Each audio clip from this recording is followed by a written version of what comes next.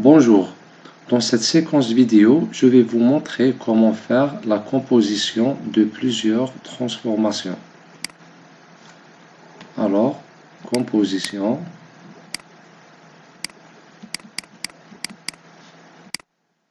de plusieurs transformations.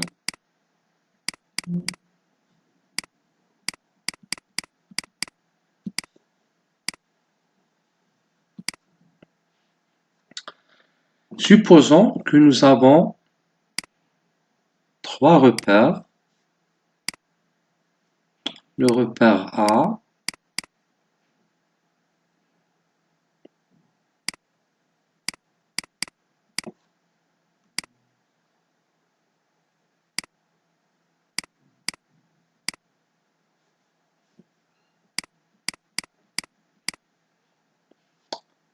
le repère B,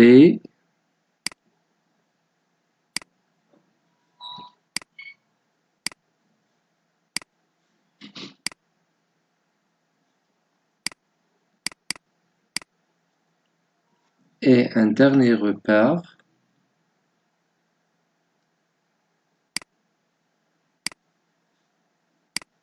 par exemple le repère C.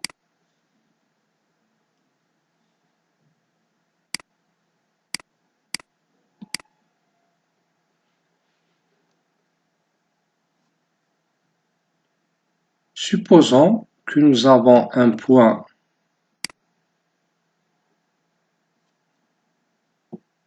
P décrit dans le repère C, comme vous le voyez ici. La problématique maintenant, qu'on veut calculer le point P dans le repère A.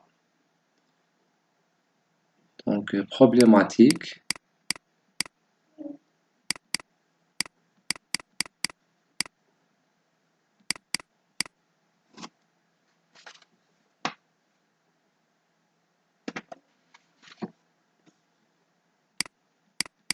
Étant donné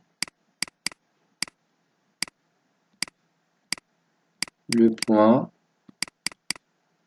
P dans le repère C. Calculer le point P dans le repère A. D'accord? C'est-à-dire comment passer du point décrit dans le repère C vers le même point décrit dans le repère A. D'accord?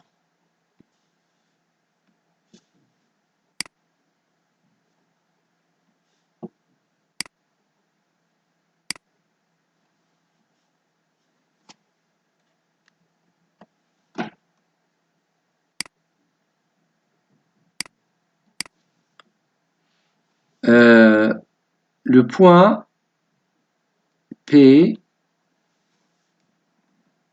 par rapport au repère A peut être visualisé par ce vecteur. Pardon. Il m'est un peu difficile de tracer ce vecteur. Donc, c'est ce vecteur. D'accord? Ce vecteur représente le point P exprimé dans le repère A. D'accord? Et ce vecteur, c'est le point P dans le repère C en bleu.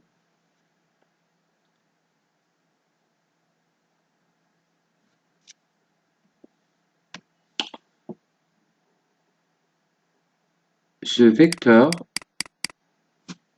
en rouge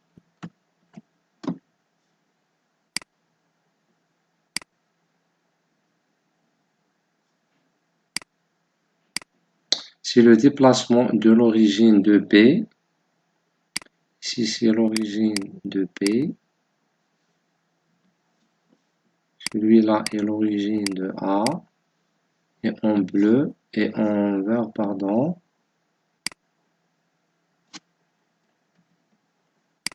C'est l'origine du repère C. Celui-là, c'est le déplacement du repère C par rapport au repère B. Maintenant, on va supposer, hypothèse,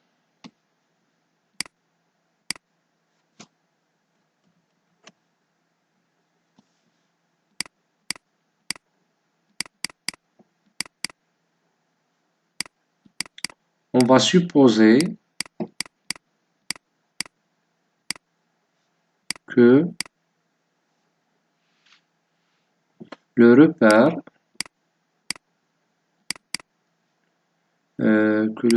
C est connu par rapport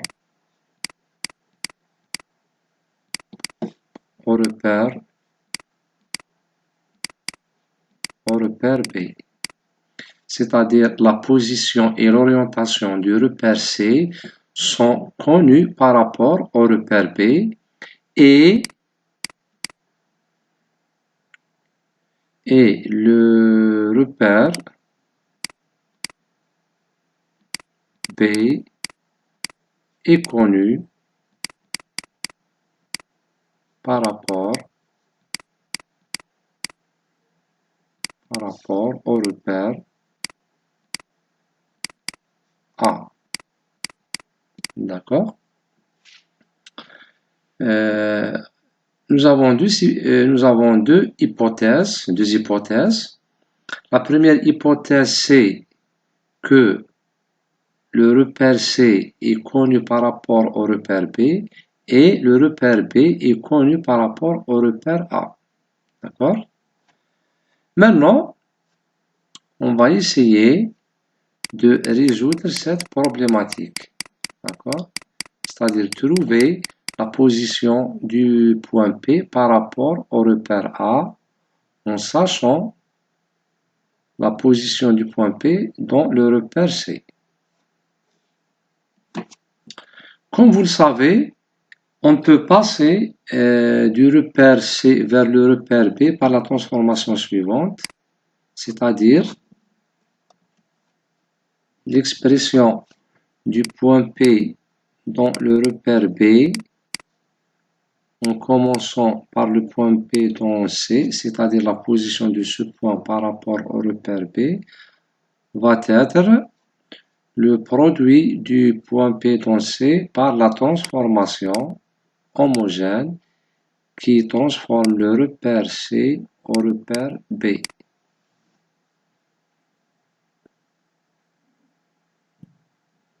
Et la même chose pour un point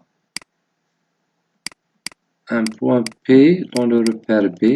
Pour passer au même point mais dans le repère A, nous multiplions ici par la transformation homogène qui permet le passage entre B et A. Donc de B vers A.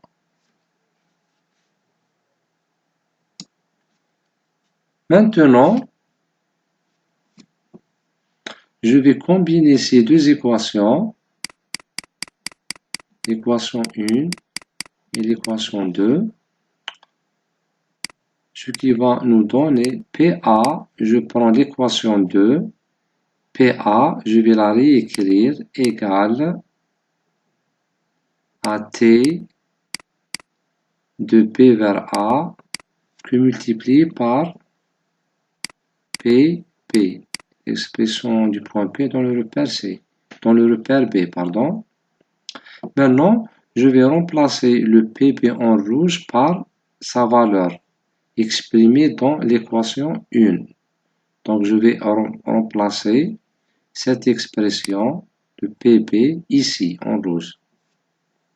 Ce qui va nous donner T P vers A fois PB qui est cette relation. CB fois PC. Donc vous constatez clairement ici que le point P dans le repère A, il est égal le produit des deux transformations homogènes PA et CB par le point PC. Donc vous voyez bien, ici nous avons un PC, ici nous avons un PA. Donc c'est la transformation qui permet le passage d'un point P dans le repère C vers le repère A. Donc c'est la multiplication de ces deux transformations va nous donner la transformation, c'est-à-dire ici elle est égale, je reprends le PA, et cette transformation c'est T de C vers A, parce que ici c'est A, donc c'est le passage de C vers A fois PC. Juste à titre indicatif, le produit ici de T BA fois TCB, ce produit-là, comment il va être défini de la manière suivante. C'est un T, donc le produit de deux transformations est une transformation, mais cette transformation va être définie de C vers A, de C vers A. Donc le résultat ici, c'est C vers A, parce qu'on a fait cette déduction ici. Donc ce produit-là nous définit le passage de C vers A, comme vous le voyez ici, c'est un passage de C vers A. Donc nous avons nommé ce produit TCA. D'accord? Donc ici, TAB, TCB va être CA, qui nous indique, cela est obtenu juste à titre indicatif. C'est en quelque sorte, nous avons simplifié le B avec le B. Donc simplification de B avec le B, il reste TCA. D'accord? Maintenant, nous allons voir l'expression détaillée de cette transformation homogène, qui est le TCA. T, C vers A, c'est une transformation homogène. Donc, elle va contenir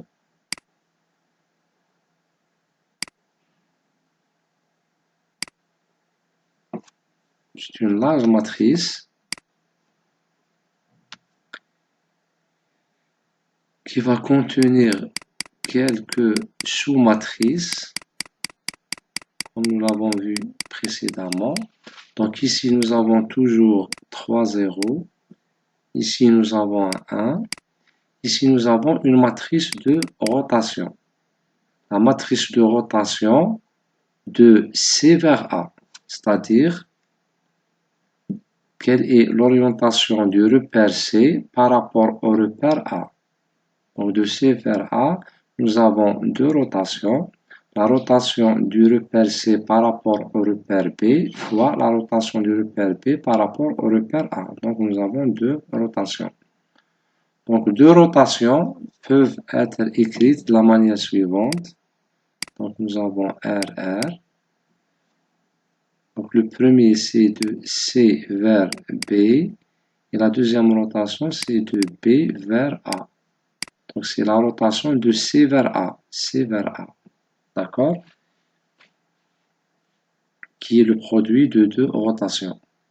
Maintenant, ici nous avons le terme de translation. Celui-là c'est le terme de rotation, ici c'est le terme de translation. La translation de l'origine, c'est-à-dire on va écrire la translation de l'origine OC par rapport au repère A.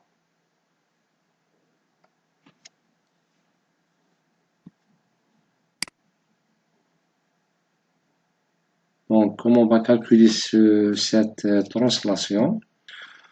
Comme vous le voyez ici, la première translation, c'est le vecteur OB, ou c'est les coordonnées de OB, ou l'expression du point OB dans le repère A, plus cette transformation. D'accord? Donc, cette transformation, c'est OB plus OC. Donc, le OB, le point OB est exprimé dans le repère A. Donc, on peut écrire ici, c'est P, l'origine de B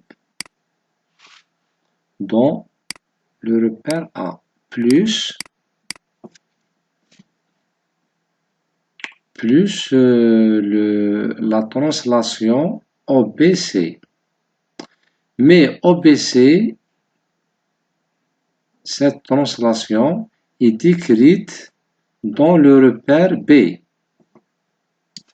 Dans ce cas, la translation de OC par rapport au repère B ne peut pas être additionnée directement avec la translation de OB par rapport à OA, parce que les deux repères B et A ne sont pas orientés de la même manière. Donc, pour additionner ces deux vecteurs, le vecteur OA-OB et OB-OC, nous devons les additionner dans le même repère, c'est-à-dire des repères qui ont une même orientation. Ce qui n'est pas le cas ici.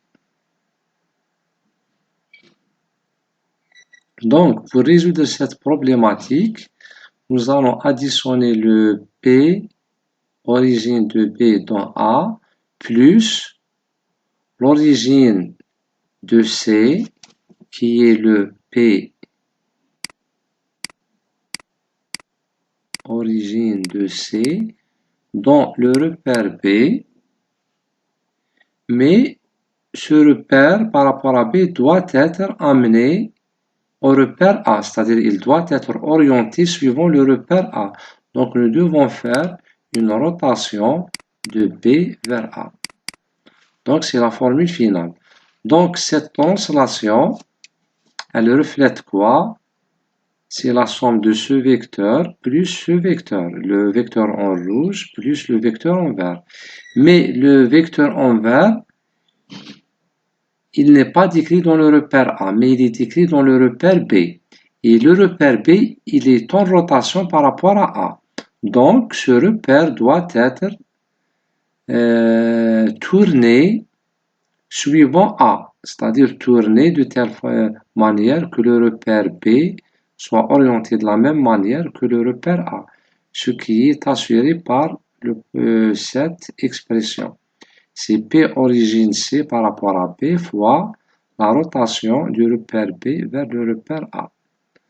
Donc, c'est l'expression finale d'une transformation homogène d'un repère C vers le repère A, représentant la composition de deux repères, la composition de deux transformations.